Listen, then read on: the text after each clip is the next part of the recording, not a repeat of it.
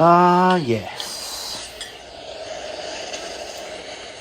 Most of the people are leaving the bar, and I find myself alone here once again with that man who seems to have tuberculosis or whatever it is that he is suffering from over there. Quite possibly the plague. Her as well. What do you think, Roz? Can we kick the sick people out for the night? That would be good. Hello there. Having a late night drink. One last sip of spirits before you head home. Myself, I as well am taking in one last libation. But surely there is one more song in this place that can play before we go. For there is much to drink about. Yes. So, stranger, have you ever seen me before in here? My name is Dorian Vicenti. I've been kind of out of the scene for a while, but I used to frequent this place quite often. Back before the High Lord. Back before the rebellion. Back when life was carefree, and I was a man who followed his own heart. I had no purpose. And yes, really I lived a carefree life. A plucky adventurer, a scoundrel. Well, I'm still a scoundrel. But there have been many years where I have disappeared into the, shall I say, aftermath of what happened after Stonefist disappeared. Surely you've heard of them. Yes, that good old Stonefist. I have reason to drink tonight, though, because I'm somewhat celebrating. I'm happy. For all intensive purposes. Whatever that may mean. I don't know if you've ever heard of me, but if you have, you would know that there are not many men or women in this world that I consider a friend. At least not one that I have kept for very long. Whether by my own sins or transgressions, I tend to run most people away after a few good nights of a good time. And while no one ever forgets me, there was one that I regrettably hurt. And I felt guilty about it for the first time in my life. Have you heard of the dread Sir Boone Radwell? Yes, the very same. You see, Boone Radwell and I were friends a year ago. Several years ago now, actually. I remember when he was just a ignorant, strappingly good-looking man looking for a good adventure, and he ended up with the likes of me. And we became friends. But the drama around here called me away to other things, and my friend Boone, well, he became angry with me. And that's when he became the man that you probably know him as. The dread Boone Radwell.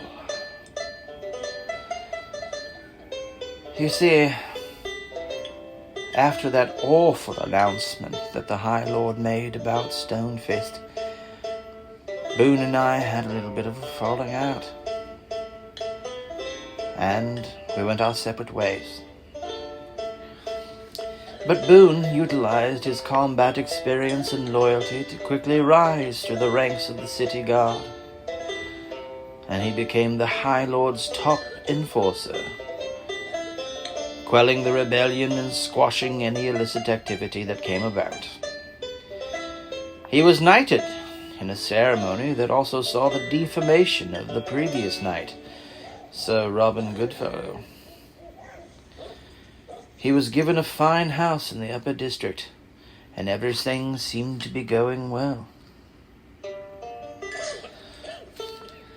It was going his way.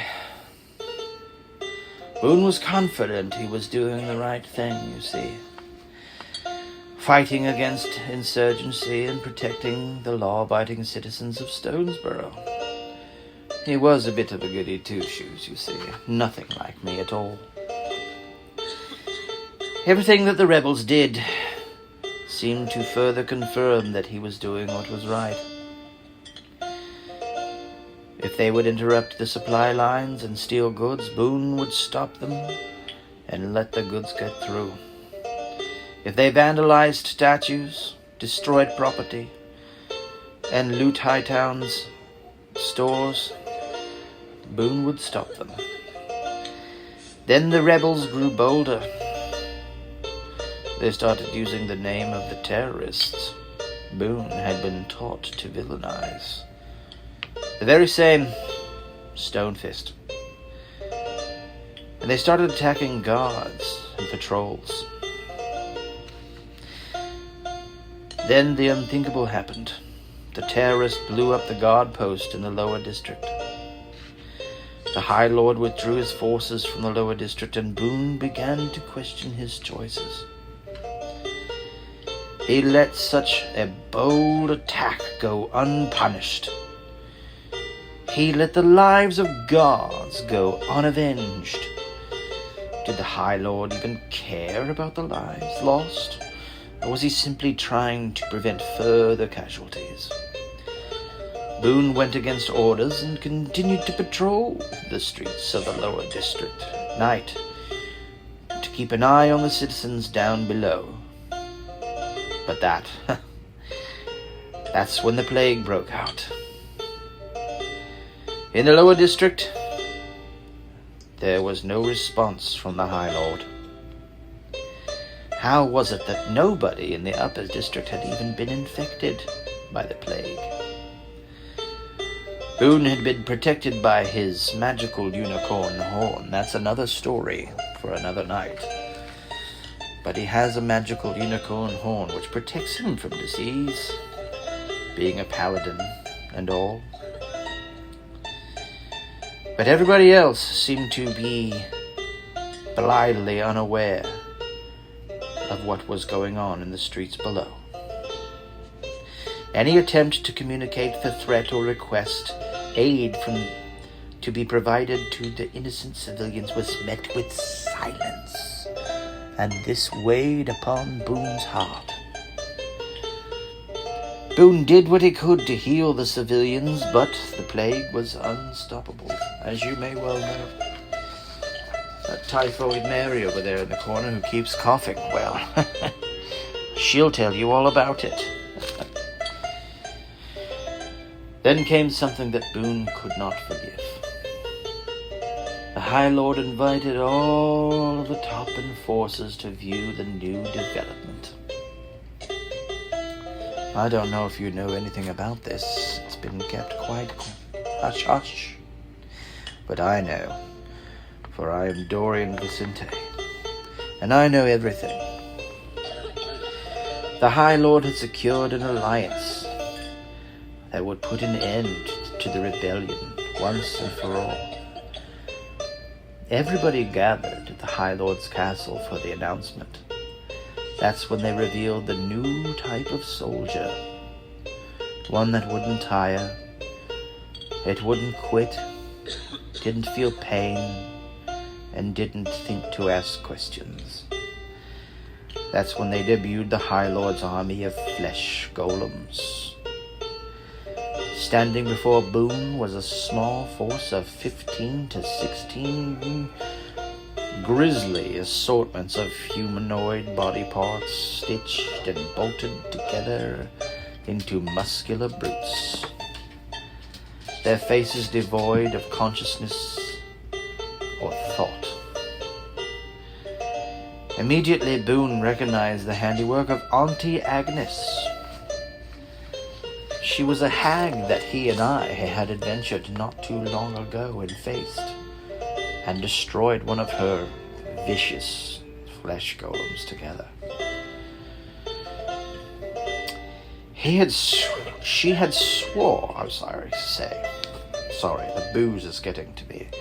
She had swore revenge on us and him.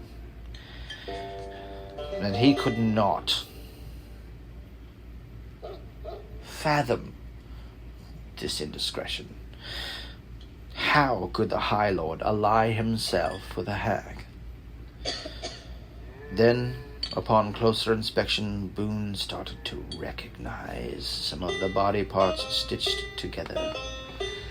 The faces, the twisted, ghoulish faces. These had been soldiers. The guards who died in the explosion in the lower district. Men that he had served with, drank with, ate with, served with, patrolled with, now turned into these ghastly ghouls. Those who had fallen in combat against the rebels. They had been made into these hideous forms to serve the High Lord even in death. They said that this force would only be the beginning. Soon every guard post would be satisfied by one of these golems. Or staffed by one of the golems, I should say. Again, I've had a few tonight. For now, this should be enough to put a stop to the rebellion. Or so the High Lord thought. See, they had planned to transport these golems to the lower district the next evening to slaughter the rebels while they were unaware. But my old friend Boone, he just couldn't live with himself and let that happen. So he put a stop to it. He destroyed all of the golems before they could attack any of the rebels. When the swords stopped flashing, Boone stood there in a pile of dead flesh, covered in blood and holy visage, with his hair still glistening brilliantly in the moonlight. That man could hack through a slashing pile of ghouls and come out looking fabulous on the other side. And so he did. And he turned away from the life that he had created for himself, abandoned his home in Hightown, and went to join the rebellion that had started in the streets below. And that is why I drink tonight, stranger, to my friend Boone. I am happy that he has found redemption.